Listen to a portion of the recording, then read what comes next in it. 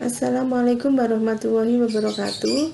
Kita ketemu lagi dalam mata kuliah akuntansi keuangan lanjutan. Pada sesi ini kita membahas tentang akuntansi untuk operasi cabang.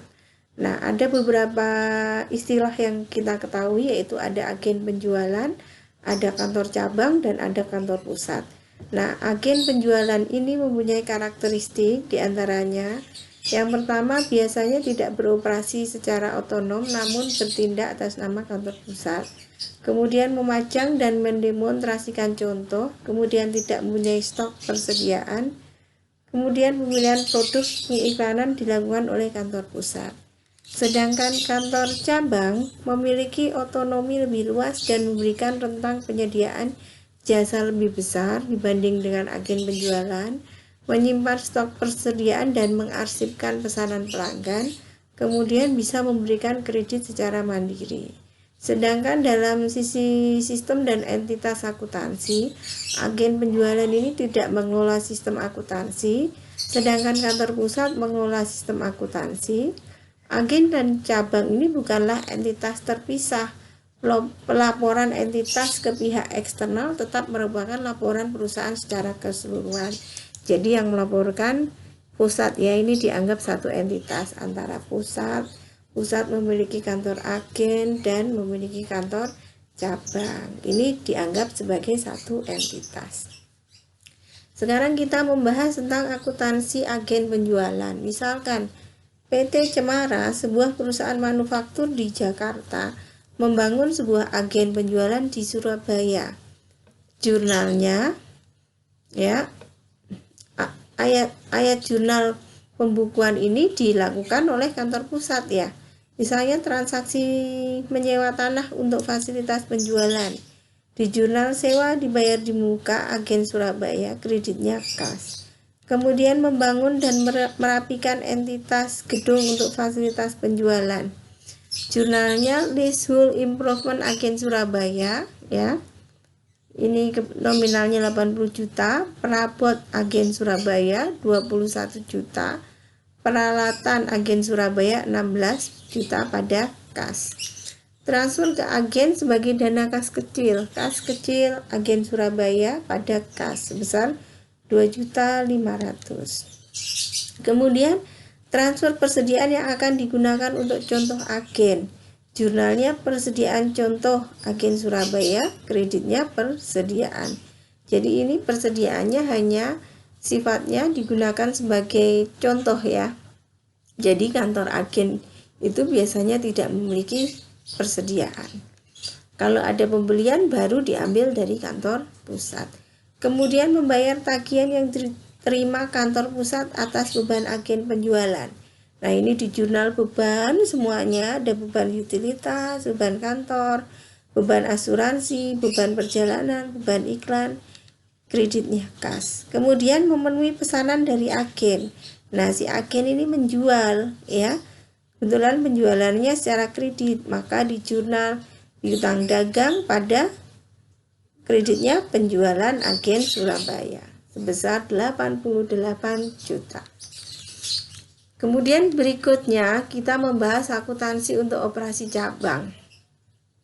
Dalam akuntansi operasi cabang terdapat akun antar perusahaan atau akun resiprokal antara akun kantor pusat dan akun kantor cabang. Jadi kantor pusat mencatat, kantor cabang mencatat. Ini yang harus dieliminasi.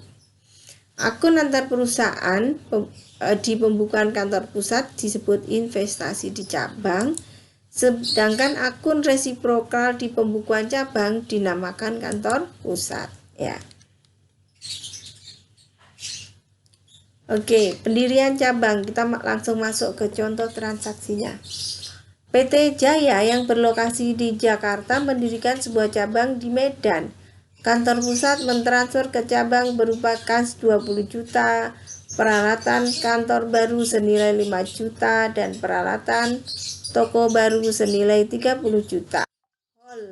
Ini kantor pusat ya.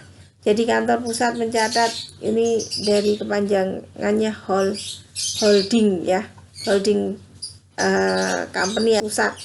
Kantor pusat menjurnal investasi di cabang, kreditnya kas, peralatan kantor dan peralatan toko.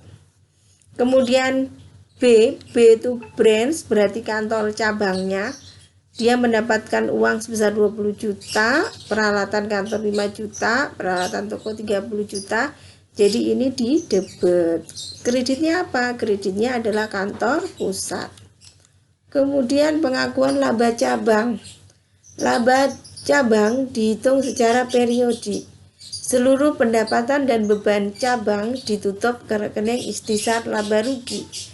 Saldo ikhtisar laba rugi menunjukkan laba cabang pada suatu periode dan ditutup ke akun pusat. Akun pusat disajikan di bagian ekuitas pemilik dan saldo laba pada pembukuan cabang. Ketika laba cabang dilaporkan ke kantor pusat, alias jurnal dibuat kantor pusat untuk mengakui laba cabang, meningkatkan jumlah investasi di kantor kantor pusat di cabang. Jadi ketika mengakui laba, jurnalnya debit ikhtisar laba rugi pada kantor pusat. Ini yang menjurnal adalah kantor cabang. Kemudian si kantor pusat menjurnal investasi di cabang, debit berarti investasinya meningkat, kreditnya laba di cabang. Oke, misalnya pengiriman persediaan ke cabang. PT Jaya membeli persediaan senilai 5 juta dari penjual grosir independen dan cabang menerapkan metode persediaan perpetual. Cabang menjurnal persediaan pada kas kalau secara tunai, kalau kredit berarti utang dagang 5 juta. Jadi ini PT kantor cabang membeli sendiri ya, tidak melalui kantor pusat. Kemudian persediaan yang ditagih sebesar nilai perolehannya, PT Jaya mentransfer persediaan dengan harga 8 juta ke cabang Medan. Ya. Jurnalnya adalah investasi di cabang pada persediaan. Kalau ini berarti PT Jaya mentransfer persediaan dengan harga perolehan 8 juta ke cabang Medan. Sorry, kalau ini berarti apa? Ini bukan PT Jaya ya, tapi cabang ya. Cabang membeli persediaan dari penjual grosir independen. Ya. Nah, kalau ini si PT Jaya mentransfer persediaannya ke cabang Medan. Jadi di jurnal investasi di cabang Medan, kreditnya persediaan. Kantor cabang menjurnal persediaan, kreditnya kantor pusat. Kemudian beban pengiriman yang dibebankan atas pengiriman persediaan, PT Jaya membayar 100.000 untuk mengirim persediaan tadi seharga 8 juta ke cabang Medan. Ya. Jadi kasus yang ini dengan ini berbeda ya. Kalau yang ini berarti tanpa ongkir, yang ini dengan ongkir. Jadi kalau dengan ongkir di jurnal investasi di cabang Medan, debit 8.100.000, persediaan 8 juta, kasnya 100. Kantor cabang menjurnal persediaan pada kantor pusat seharga 8.100.000. Kemudian persediaan yang ditagih melebihi biaya perolehan. Jadi tadi kan disebut harga transfer. Jadi pusat mengirim ke cabang, menjual ke cabang, itu disebut harga transfer ya. Lah, selisih antara harga transfer dengan harga jual ke pihak eksternal disebut laba antar perusahaan. Misalnya nih, PT Jaya memperoleh laba antar perusahaan dalam pengiriman persediaan ke cabang. Asumsikan PT Jaya ini memperoleh persediaan 12 juta dan ditagihkan dikirimkan ke cabang dan ditagihkan 15 juta. Jadi dijual ini. Persediaannya belinya 12 juta, tapi dijual ke cabang 15 juta. Tidak dijual seharga biaya perolehannya, tetapi dijual seharga 15 juta. Jadi di atas biaya perolehan. Maka kantor pusat menjurnalnya investasi di cabang sebesar 15 juta, kemudian persediaan 12 juta, kemudian laba antar perusahaan yang belum terrealisasi.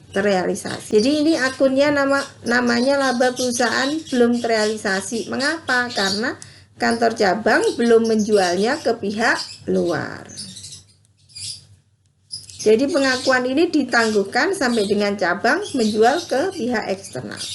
Si kantor cabang menerima persediaan 15 juta tadi di jurnal persediaan dari kantor pusat, kreditnya kantor pusat. Ternyata cabang Medan menjual 80% persediaannya.